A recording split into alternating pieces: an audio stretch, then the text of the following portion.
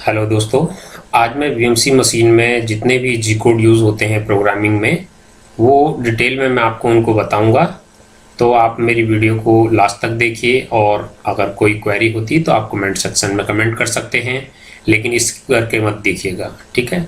तो आप ये देख रहे होंगे वीएमसी मशीन एक रखी हुई है, यहाँ पे बनी हुई है, और ये कोऑर्डिनेट सिस्टम बने हुए हैं। तो मैं थोड़ा सा आपको डिटेल में जाने के लिए सबसे पहले मैं नंबर लाइन बताता हूँ आपको, ठीक है। कोऑर्डिनेट सिस्टम क्या होते हैं ये देख रहे होंगे, एक ये हॉरिजॉन्टल लाइन बनी हुई है, यहाँ पे हमारा जीरो है। ये जो जीरो है यही हमारा एब्सोल्यूट जीरो कहलाता है, ठीक है। अगर मैं ये आगे की ओर चलता हूँ तो ये प्लस डायरेक्शन है, और जीरो से इधर की ओर चलता हूँ तो ये माइनस डायरेक्शन है, ठीक है। और अगर मैं इस तरह से बात करूँ, ये दूसरा एक्सेस है, ठीक है। ये वर्टिकल लाइन जो ले, वर्टिकल लाइन में ये एब्सोल्यूट जीरो यहाँ पे है, ऊपर की ओर पीछे की ओर मैं जा रहा हूं तो ये प्लस डायरेक्शन में जा रहा है, और ये आगे की ओर अगर आ रहा है तो माइनस डायरेक्शन में जा रहा है, ठीक है।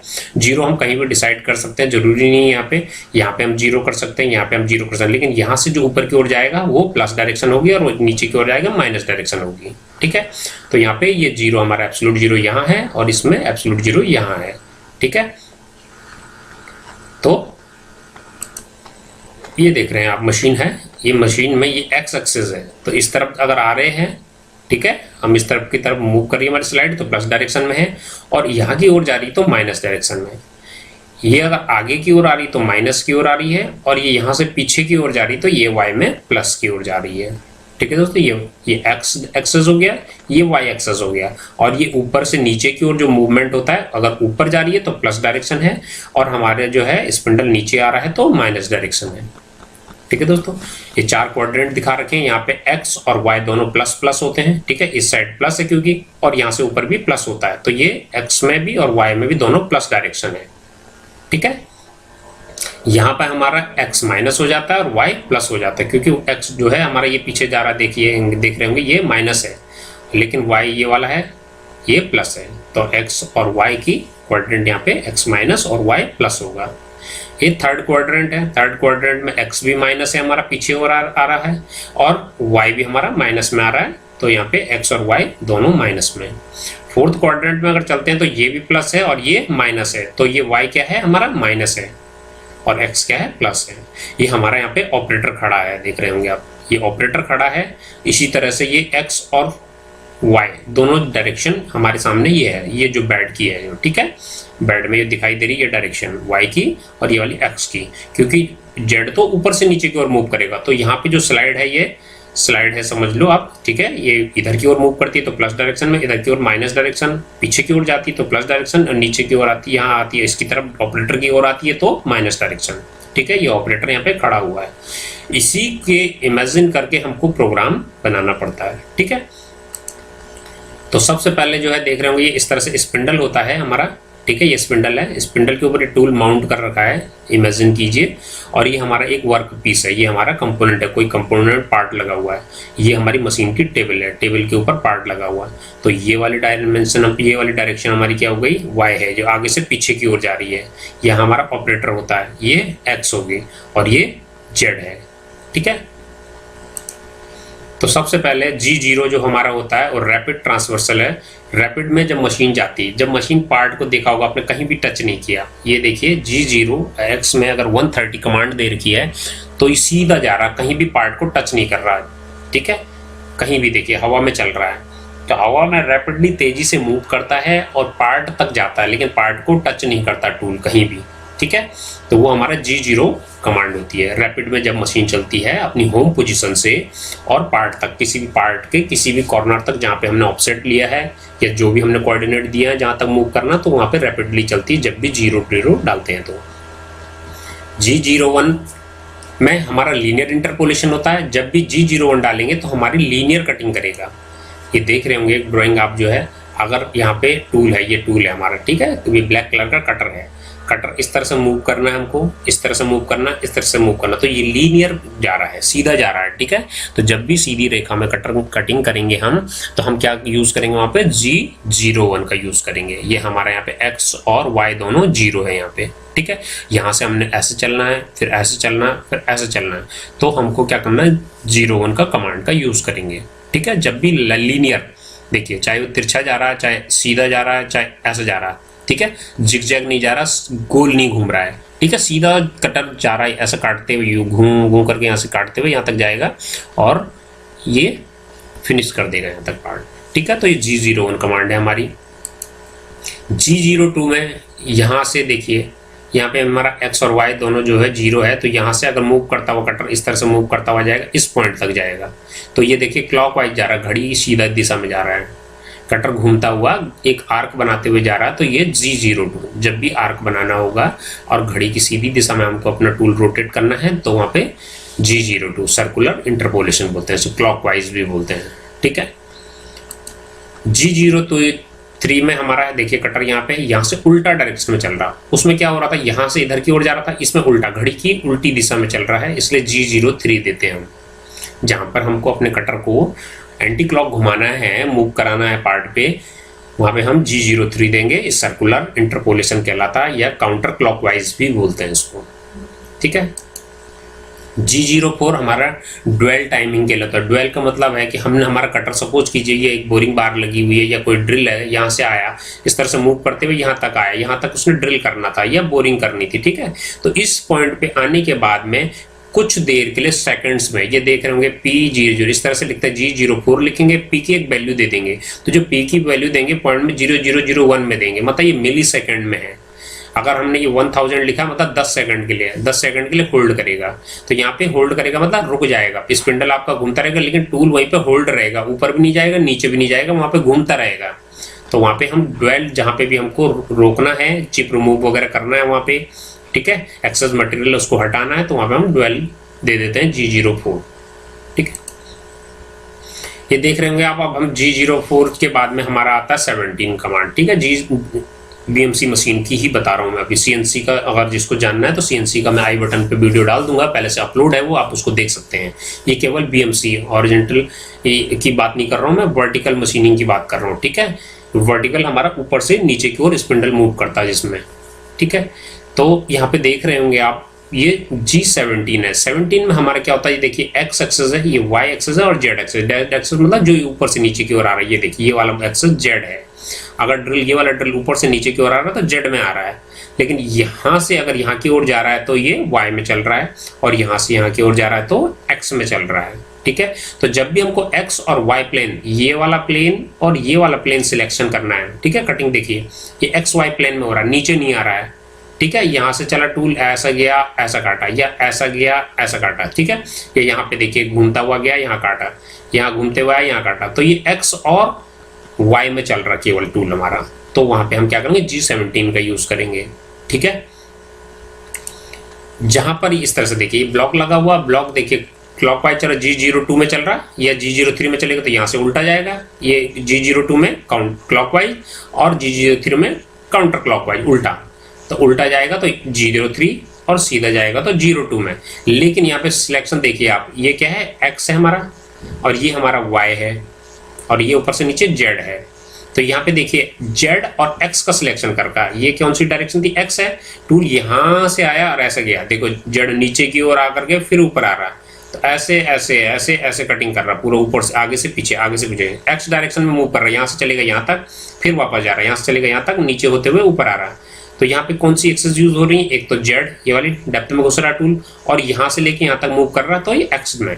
तो जब Z और X का सिलेक्शन करते हैं हम, तो वहाँ पे G18 देते हैं, ठीक है। अब देखिए सेम यहाँ पे है, यहाँ पे कंडीशन बदल गई है, ये हमारी X एक्सेस थी, ये हमारी Y एक्सेस है, ये Z एक्सेस सेम है, लेकिन यहाँ पे क्या कर रहा है, ये Y में मूव कर रहा है, ये वाली देखिए Y एक्सेस है, Y में टूल मूव कर रहा है ऐसे, ठीक है। और Z में भी घुस रहा है, नीचे की ओर आ रहा है, ठीक है। X में होता तो देखा था आपने, जो X में ऐसे में चल रहा था, ऐसे में, ठीक है। अब लेकिन Y में देखिए पीछे से आगे पीछे इस तरह से कर रहा है, और ये डेप्थ में जा रहा है, तो हमारा Y और Z का सिलेक्शन हुआ, तो G19 का यूज करते हैं, ठीक है। G21 का हम वहाँ पे यूज करते हैं जहाँ पे हमें प्रोग्रामिंग इंच में करनी हो, ठीक है। हम दो मोड में हम अपनी प्रोग्रामिंग कर सकते हैं अपने मशीन में, एक इंच में अगर बड़ा पार्ट है तो इंच में लेते हैं, छोटा पार्ट है तो हम mm में लेते हैं। वैसे बेसिकली ज़्यादातर लोग मैट्रिक मोड में ही करते हैं mm में, लेकिन इंच में अगर डाला हुआ हो तो हमको वहाँ पे G20 का सिलेक्शन करना पड़ता है, ठीक है, तब इंच मोड में चलेगी। अगर हमारी पूरी ड्राइंग mm में, देख रहे होंगे डायमीटर डाला हुआ है, जो ये पाई का साइन बना हुआ है, ठीक है, तो यहाँ पे जहाँ पे भी डायमीटर अगर mm में है तो वहाँ पे हमको G21 लिखना है। अगर इंच में है तो G20 का सिलेक्शन करना है, ठीक है। इंच मोड में जब भी होगी तो हम 20 लिखेंगे, और अगर mm मोड में होगा हमारी ड्राइंग तो हम G21 लिखेंगे। ये देख रहे होंगे स्पिंडल, यहाँ पे स्पिंडल लगा हुआ है, ठीक है। स्पिंडल यहाँ से मूव करते हुए नीचे तक आया और यहाँ से ऊपर चला गया, ठीक है। तो जब नीचे आया, यहाँ उसने अपना काम किया, जो भी काम करना था, ड्रिल करना था, मिलिंग करनी थी, मशीनिंग करनी थी, तो G28 अगर हम देते हैं, ठीक है, G28 देते हैं हम, तो रैपिडली मशीन फिर वापस कहाँ चली जाती है, अपनी होम पोजीशन। ये होम पोजीशन है, उसकी होम पोजीशन पे चली जाती है Z0। यहाँ पे Z0 है ये, ठीक है, यहाँ पे 0 पोजीशन होती है, तो अगर G28 और Z0 दिया हो तो यहाँ पे चली जाती है। 91 दिया हुआ तो मशीन कहीं भी हो, इस कॉर्नर पे थी या इस कॉर्नर पे थी, जहां भी थी, लास्ट पोजीशन जो थी वहां से सीधे इंक्रीमेंटल मोड में और अपनी होम पोजीशन पे चली जाएगी। तो रैपिड कमांड जब भी हमको होम पोजीशन पे भेजना अपने स्पिंडल को तो G28 का यूज करते हैं। ये ऑपरेटर खड़ा हो रखा है, देख रहे होंगे आप। जब हम G41 का यूज करेंगे कटर कंपनसेशन में, G41 का अगर ऑपरेटर इस तरह से खड़ा हुआ है, पीस ये जो पिंक कलर का दिख रहा है, ये पीस कोई कंपोनेंट लगा हुआ है, ठीक है, पार्ट लगा हुआ है, और कटर मुझे यहाँ से यहाँ की ओर मूव करना है, ठीक है, ये ऑपरेटर है। ऑपरेटर को अगर अपने लेफ्ट में मूव करना है तो G41 देते हैं हम, ठीक है। जब मशीन के सामने खड़ा है, ये पार्ट लगा हुआ है, मशीन की ओर देख रहा है ऑपरेटर जो है, आप ये देखिए मशीन की ओर देख रहा है ऑपरेटर, और उसको लेफ्ट में चलना है तो G41 का यूज करते हैं हम, ठीक है। लेकिन अगर कटर और राइट में चलना तो G42 का यूज करते हैं। लेकिन अगर यहाँ पे कंडीशन बदल जाती है, जब अगर ऑपरेटर सपोज कीजिए अंदर की साइड है, अगर हमें पॉकेट मिलिंग करनी है, हमारा कटर ये पार्ट था, पार्ट में कटर ये अंदर से घूम रहा है, इस तरह से ऐसे घूम के आ रहा है, ठीक है, तो अगर उसको अपने राइट में चलना है तो G42 का यूज करते हैं, और लेफ्ट में चलना है तो G41 का यूज करते हैं, ठीक है। अगर अंदर साइड से पॉकेट मिलिंग करनी है तो 42 का यूज करेंगे। G43 का टूल लेंथ कंपनसेशन के लिए कमांड है। हमारा टूल स्पिंडल में कई सारे देखा होगा आपने, VMC मशीन में मैगजीन लगी रहती है और छोटे बड़े कई सारे टूल रहते हैं, कोई ड्रिल होगा, कोई कटर होगा, कोई एंड मिल लगा हुआ होगा, है ना, कहीं पे आपका टैप लगा हुआ होगा, कहीं पे चैम्फर टूल लगा होगा, तो कोई छोटा कोई बड़ा सब एक साइज के रहते हैं, छोटे बड़े साइज के रहते हैं। तो ये आपकी मशीन की ये टेबल है, ठीक है, ये पार्ट सरफेस है, पार्ट लगा हुआ है, लेकिन मशीन की टेबल से लेकर के और यहाँ तक की एक डिस्टेंस मशीन मैन्युफैक्चरर डिसाइड करके रखता है, जो कि फिक्स होती है, ठीक है। अब हमने यहाँ पे ड्रिल लगाया, सपोज कीजिए ये ड्रिल लगाया, ये 10 mm, 20 mm, 30 mm का ड्रिल लगाया। मशीन को तो नहीं पता ना कि कितने mm का आपने ड्रिल लगाया, आप कभी छोटा लगा रहे कभी बड़ा लगा रहे, मशीन को कैसे पता चलेगा, ठीक है। तो आप क्या करते हो, ड्रिल लगाते हो यहाँ से लेकर के और यहाँ तक की मशीन सब, यहाँ तक की, यहाँ से यहाँ तक की एक डिस्टेंस होती है, फिक्स होती है। उस फिक्स डिस्टेंस में जब यहाँ से स्पिंडल नीचे की ओर मूव किया और ये टूल है, ये टूल को हमने यहाँ पे टच कराया, टच करने के बाद में जो ऑफसेट आता है हम उसको Z0 मान लेते हैं, ठीक है। लेकिन बेसिकली हुआ क्या है, हमारी 0 पोजीशन से, हमारी स्पिंडल 0 पोजीशन से यहाँ तक कहीं बीच में तक आया, उतनी डिस्टेंस उसने कम कर दी। मान लो 150 थी, ये 150 में से 140 पे आ गया, तो इसका मतलब क्या चला कि 10 mm का क्या है, हमारा ड्रिल है, ठीक है। तो मशीन क्या करती है, ऑटोमेटिकली कंपनसेट करती है। अगर G43 डालते हैं तो टूल हाइट जो है कितनी थी, 10 mm थी, वो 10 mm को अपने आप ही रिड्यूस कर लेगी, माइनस कर लेगी उस डिस्टेंस में से, ठीक है। अगर G43 डाला हुआ तो प्लस डायरेक्शन में जा रहा है, नीचे की ओर जाएगा, उतना और माइनस करके जोड़ देता है। अगर G44 डाला है, ठीक है, G44 डाला है तो वहां पे टूल लेंथ कंपनसेशन माइनस करता है, ठीक है, माइनस डायरेक्शन होती है। तो देख रहे होंगे G44 है तो यहाँ से रेफरेंस पोजीशन मानते हैं, जो कि मशीन मैन्युफैक्चरर में यहाँ R, यहाँ ये रेफरेंस जो दे रखे, यहाँ से लेके यहाँ तक की एक गेज लाइन होती है, ठीक है, ये गेज लाइन है, गेज लाइन से यहाँ तक की हाइट डिसाइड होती है, 150 mm होगी, किसी मशीन में 200 mm होगी, वो फिक्स होगी, ठीक है। उसके बाद आप ड्रिल टूल जो भी लगाते हैं, कोई बड़ा टूल लगाएंगे ज़्यादा बड़ा टूल होगा तो वो ऑटोमेटिकली माइनस कर लेगा, और छोटा टूल है तो उसको प्लस कर लेगा। तो हम ज़्यादातर जो G43 का ही यूज़ करते हैं, G44 का यूज़ बहुत कम मामले में करते हैं जो, ठीक है। हमको 43 ही करना पड़ता है, बहुत ज़्यादा बड़ा ड्रिल हो तब जाकर के हम G44 का यूज़ करते हैं। लेकिन हमारे पास ड्रिल जो है स्टैंडर्ड आते हैं, ISO ड्रिल आते हैं, तो वहाँ पे हम G43 का ही यूज़ करते हैं। यहाँ पे से रेफरेंस पोजीशन मानते हैं, ड्रिल आता है यहाँ तक, ठीक है। अपनी गेज लाइन यहाँ पे सपोज है यहाँ से लेके यहाँ तक आया, तो जो हाइट होगी वो डिसाइडेड हाइट में से अपना टूल की हाइट जो है जीरो करके जहाँ पे कोऑर्डिनेट आ रहा है उतना माइनस करके कंपनसेट कर लेता है, ठीक है। 49 G44 और 43 जब हम देते हैं तो हमको 49 देना पड़ता है टूल लेंथ कंपनसेशन कैंसिल करने के लिए जो है, ठीक है। कंपनसेट करता है उसको, जो हमने कमांड दी है ऑन किया तो उसको ऑफ भी करना हमको, तो 49 हम उसका क्या है क्लोजर है, ठीक है। यहाँ पे G53 देख रहे होंगे, जब हमारा टूल यहाँ से यहाँ तक आया था, आपको मैंने बताया था जैसे कि G28 कमांड थी, है ना, रैपिड में अपनी मशीन अपनी होम पोजीशन पर पहुंच जाती है। तो जहाँ पे भी हमने होम पोजीशन डिसाइड कर रखा है, G53 अगर देते हैं हम, तो वो क्या करता है अपनी जीरो पोजीशन पे वापस, देखिए यहाँ से स्पिंडल वापस यहाँ पे अपने पहुंच जाता है, ठीक है। तो सेम G28 कमांड की तरह G53 भी काम करता है। ये वर्ड कोऑर्डिनेट कमांड है। वर्ड का ऑफसेट जब भी लेते हैं हम, सपोज कीजिए हमारे बेड थी, अब बेड में हमारे 3 पार्ट माउंट है, 1 2 3, ठीक है। ये एक बेंच वाइज लगी हुई है, ये बेंच वाइज लगी, एक ये बेंच वाइज, यहाँ पे ब्लू कलर के हमारे पार्ट लगे हैं, और यहाँ 4-4 होल सब में करने हैं, ठीक है। लेकिन देख रहे होंगे आप ये जिगजैग है, थोड़ा ये आगे है, ये पीछे है, ये और पीछे है, ठीक है। तो टूल हमको इसमें 4 ड्रिल करने हैं, ड्रिल हमारा एक ही होगा लेकिन 4 इस पे करने, 4 इस पे करने, 4 इस पे करने, ठीक है। अगर एक पार्ट होता तो हम क्या करते, यहाँ से ऑफसेट लेते और सभी में ड्रिल करते हुए चले जाते। लेकिन ये देखिए इसके बीच की डिस्टेंस कुछ और है, इसके बीच में यहाँ पे डिस्टेंस है, तो ये डिस्टेंस हमको पता नहीं है, हमने बेंच वाइज के बीच में कितनी डिस्टेंस लगी, तो हम लोग क्या करेंगे एक ऑफसेट यहाँ पे लेंगे, ठीक है। एक्स वाई और 0 यहाँ पे 0 0 करेंगे। तो यहाँ से देख रहे होंगे ये हमारी जेड एक्स की डिस्टेंस है, इसके लिए एक्स की डिस्टेंस देख रहे होंगे ये है गई, इसके लिए एक्स की डिस्टेंस ये हो गई। वाई की डिस्टेंस इसके लिए यहाँ से यहाँ तक है, इसके लिए यहाँ से यहाँ तक है दूसरे टूल के पार्ट के लिए, और फर्स्ट पार्ट के लिए देख रहे होंगे ये यहाँ से यहाँ तक है, ठीक है, ये वाली। तो एक्स वाई और जेड तीनों जो है इसका यहाँ पे 0 होगा, इसका एक्स वाई जेड तीनों यहाँ पे 0 होगा, इसका एक्स वाई जेड यहाँ पे 0 होगा।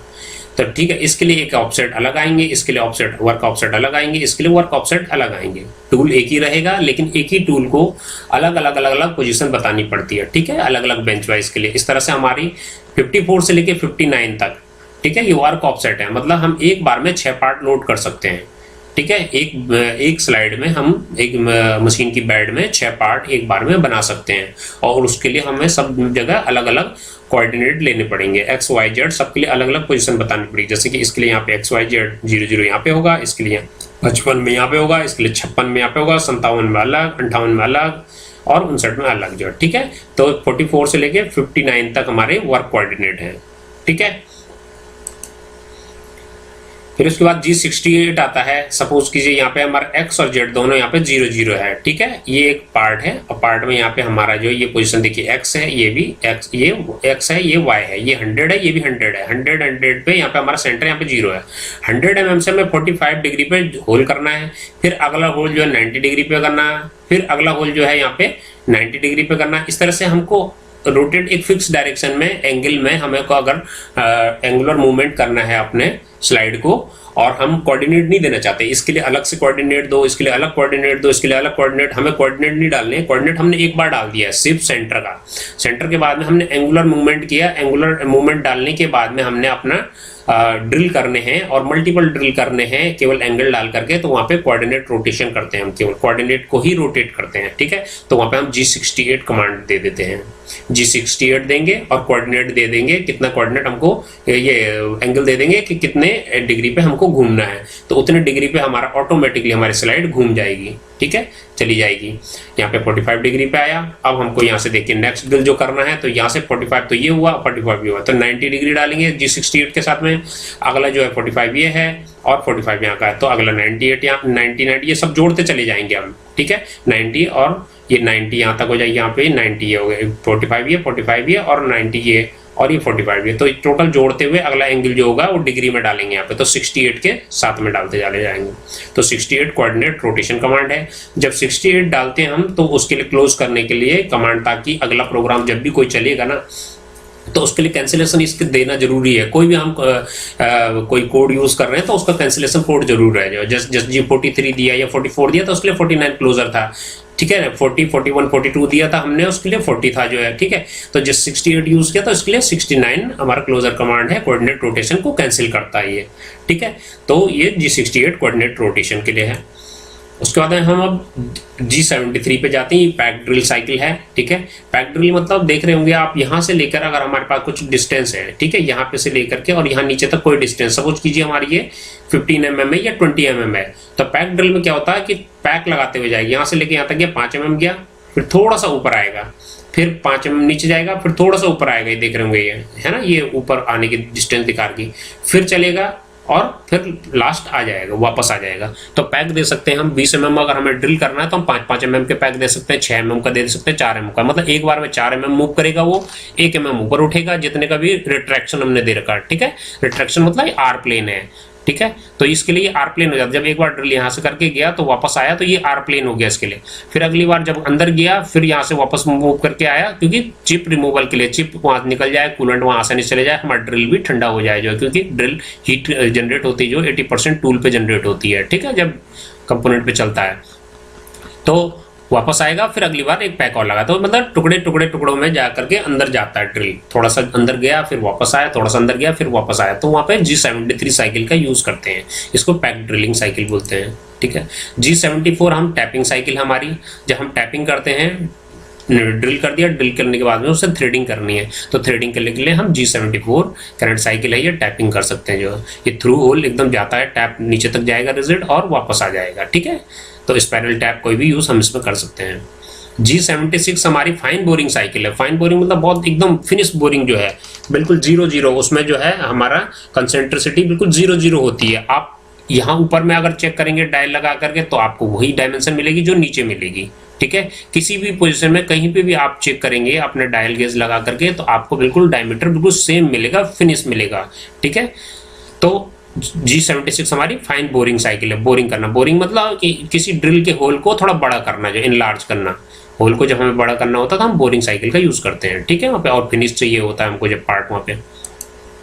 G77 हमारी बोरिंग साइकिल है, मतलब बोर तो हमने कर दिया। सपोज कीजिए हमारा ये ऊपर वाला हिस्सा जो हमारा ये कम है और नीचे वाला हमको डायमीटर ही बढ़ाना है, ये डॉट डॉट लाइन जो दिख रही है आपको, अंदर जाना है, इतना बोर और करना है इसको अंदर।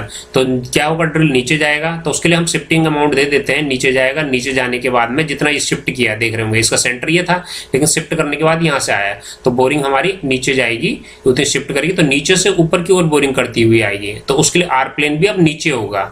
हम लोग अभी तक क्या करते थे, आर प्लेन ऊपर देते थे, इसमें नीचे होगा आर प्लेन, ये देख रहे होंगे दिखा रखा, ठीक है। इसका रिट्रैक्शन प्लेन ये हो जाएगा। तो ये बैक बोरिंग साइकिल है। नीचे से ये बोरिंग बार दिख रहे होंगे, नीचे से ऊपर की ओर बोरिंग करता हुआ आ रहा, ऊपर से नीचे की ओर नहीं जा रहा, नीचे से ऊपर की ओर करते हुए आ रहा। एक फिक्स डिस्टेंस है, ये डॉटेड लाइन जो दिखा रखी, इतनी बोर करना है उसको, बैक बोरिंग साइकिल बोलते हैं इसको। तो वहां पे हमें G77 का यूज करना है, ठीक है। G81 ड्रिलिंग कैरेट साइकिल है, ये भी, ये ड्रिल करती है, रैपिडली जाती है। स्पॉट ड्रिलिंग भी, स्पॉट बोरिंग साइकिल की जैसे ही है ये ड्रिल, स्पॉट ड्रिलिंग भी बोलते हैं इसको, ठीक है। ये जाएगा, स्पॉट मारेगा एक जो है और वापस आ जाएगा जो है, ठीक है। ये रिट्रैक्शन प्लेन है, ये इनिशियल प्लेन हो जाता है जहाँ पे स्टार्टिंग पोजिशन जाता है। तो हमारा ड्रिल करने के बाद में यहाँ पे खड़ा करना, ये यहाँ पे खड़ा करना, ये हमारे ऊपर डिपेंड करता है कि हम कहाँ पे खड़ा करना चाहते हैं। अगर इनिशियल पोजिशन जहाँ पे ड्रिल खड़ा था पहले वहाँ पे खड़ा करना चाहते हैं तो G98 का यूज करते हैं, और यहाँ पे खड़ा करना है हमको तो G99 का यूज करना, आर प्लेन जो हम दे देते हैं, ठीक है। तो डायरेक्टली रैपिडली जो स्पॉट ड्रिल जो है, स्पॉट मतलब मारता है, एकदम जाएगा और वापस आ जाएगा जो है, ठीक है। इसमें होल्डिंग टाइम कुछ भी नहीं देते हैं। G82 देते हैं, स्पॉट ड्रिल कनेक्ट साइकिल है, ये भी स्पॉट ड्रिल है, जाएगा और करते हुए वापस आ जाएगा, ठीक है। काउंटर बोर जहाँ पे हमको करना हो, बड़ा काउंटर बोर, वहाँ पे हम इस ड्रिल कनेक्ट साइकिल का यूज करते हैं, G82 का यूज करते हैं। काउंटर बोरिंग जहाँ पे भी करनी हो हमको, ड्रिल करना है रैपिडली, ठीक है। G83 हमारी पैक ड्रिलिंग कनेक्ट साइकिल है, 83 भी सेम वैसे ही है जो है, ठीक है। कौन सी थी हमारी पैक ड्रिलिंग, G73 के जैसे ही है, ये पैक लगाता है, ठीक है, टुकड़ों में और आ जाता है, देख रहे होंगे आप, यहाँ से लेके यहाँ तक गया, यहाँ से यहाँ तक गया, यहाँ से यहाँ तक गया, ठीक है। तो ये पैक ड्रिलिंग साइकिल है 83, 73 की तरह जो है, ठीक है। 84 हम टैपिंग साइकिल, हमारी एक टैपिंग साइकिल और थी हमारी जो है, जो कि 74 हम लोग यूज़ करते थे, लेफ्ट हैंडेड था जो है, ठीक है। उसमें लेफ्ट स्पाइरल टैप भी यूज़ कर सकते थे 74 में। 84 में हम टैपिंग कोई भी साइड से कोई भी कर सकते हैं, जो है हमको स्पिंडल क्लॉकवाइज या एंटी क्लॉक घुमाना होता है, ठीक है। तो ये टैपिंग साइकिल है G84, टैपिंग करना है किसी ड्रिल में, टैप करना। तो 85 हमारी बोरिंग साइकिल है। 85 नॉर्मल जो रफ बोरिंग हम करते हैं, तो रफ बोरिंग किसी ड्रिल के होल को इनलार्ज करना है तो 85 को यूज़ करेंगे, बोरिंग साइकिल है ये। बोरिंग बार लगाएंगे और बोर करते हुए चले जाएंगे। 86 हमारी बोरिंग, 86 भी सेम 85 की तरह बोरिंग साइकिल है, ठीक है। एक 87 और होती है, वो बैक बोरिंग है, सेम जो बैक बोरिंग मैंने बताई थी जो है पहले, ठीक है। इसके साथ में आप देख रहे होंगे G90 और 91। 90 अगर हम यूज़ करते हैं और हमारी सपोज कीजिए 91 में क्या होता है, एब्सोल्यूट कमांड के लिए है और 91 इंक्रीमेंटल कमांड के लिए है। एब्सोल्यूट मतलब आज के टाइम में जितनी भी मशीनें आ रही ज़्यादातर एब्सोल्यूट मोड में आ रही है। एब्सोल्यूट मतलब हमने जहाँ पे X और Z 0 किया, सपोज कीजिए हमारा टूल यहाँ पे लाए थे हम, ये ठीक है, ये गेज लाइन, ये लाइन दिखा रही है X और ये Y दिखा रही है। X और Y दोनों सेंटर में क्या होते हैं, 0 होते हैं, ठीक है। टूल यहाँ पे हमारे 0 है, ठीक है। अगर हमने जो है कमांड हमको इस तरह से दे रखी G90 G0 X 2.5 और Y ये दे रखा है, ठीक है। तो हमारा टूल क्या करेगा, एब्सोल्यूट मोड में सीधे यहाँ से लेकर सीधे यहाँ मूव कर जाएगा, ठीक है। यहाँ से लेकर अगर मतलब टूल यहाँ पे खड़ा है, ये टूल खड़ा है हमारा, ठीक है। सेंटर तो ये है हमारा X और Y Z 0 है, मगर लेकिन टूल हमारे यहाँ पे आ रखा था सपोज कीजिए, और ये कमांड हम देते हैं तो हमको जाना कितना है, ये देखिए यहाँ पे 1 है, ये 2 है, 2.5 यहाँ पे जाना था, 2.25 है ये सपोज, ठीक है। और ये वाला है आपका 1 और 1.1 यहाँ पे हो गया 1.25, तो 1.25 और 2.25 यहाँ पे X और Y की डायमेंशन जो ये दे रखी है कोऑर्डिनेट है यहाँ पे सपोज, लेकिन टूल था हमारा यहाँ। और ये कमांड अगर दिए ना तो रैपिडली सीधे देखिए ऐसे जाएगा और ऐसे जैसे जाकर यहाँ पे खड़ा हो जाएगा सीधे, क्योंकि G0 डला हुआ है, एब्सोल्यूट मोड दिया G90 और G0 दिया रैपिडली, तो रैपिडली यहाँ से जाएगा ऐसे और ऐसे यहाँ पे खड़ा हो जाएगा, ठीक है। लेकिन अगर हमने G91 दिया और टूल हमारा यहाँ पे खड़ा था, तो टूल क्या करेगा हमारा, अब हमको टूल क्या देना पड़ेगा, हमने क्या दिया था पहले 2.25 और 1.25 दिया था, सिर्फ ये वाली और ये वाली कोऑर्डिनेट दी थी। लेकिन अब यहाँ खड़ा है तो ये वाली डिस्टेंस जो है ये भी जोड़नी पड़ेगी और यहाँ से लेके यहाँ तक की डिस्टेंस दोनों जोड़नी पड़ेगी, तो ये हो गया जाएगा 5.25, 3 ये था और 2.25 ये था, तो 5.25 हो जाएगा ये। और ये वाली X वाली कितनी थी, ये देख रहे होंगे यहाँ पे 2 ये था, ठीक है, और 1.25 ये था, ठीक है। तो ये दोनों जुड़े, सॉरी ये 1 ये था और 1.25 ये था, ये है ना सेंटर इसका ये, तो ये 1 है यहाँ तक, तो 1 ये और 1.25 ये, तो ये दोनों जुड़ेगा तब जाकर 2.25 होगा। तो यहाँ से मूव कराने के लिए यहाँ तक ये कमांड देनी पड़ेगी, देखिए कोऑर्डिनेट बदल गए, मतलब पिछला जो रेफरेंस पोजीशन था ये रेफरेंस पोजीशन को रेफरेंस मानता है वो, ना कि इसको। G90 जब भी देंगे तो जितनी भी कोऑर्डिनेट आप मूव कराओगे तो इसको रेफरेंस मानेगा, यहाँ से कैलकुलेट करेगा सारी वैल्यूज।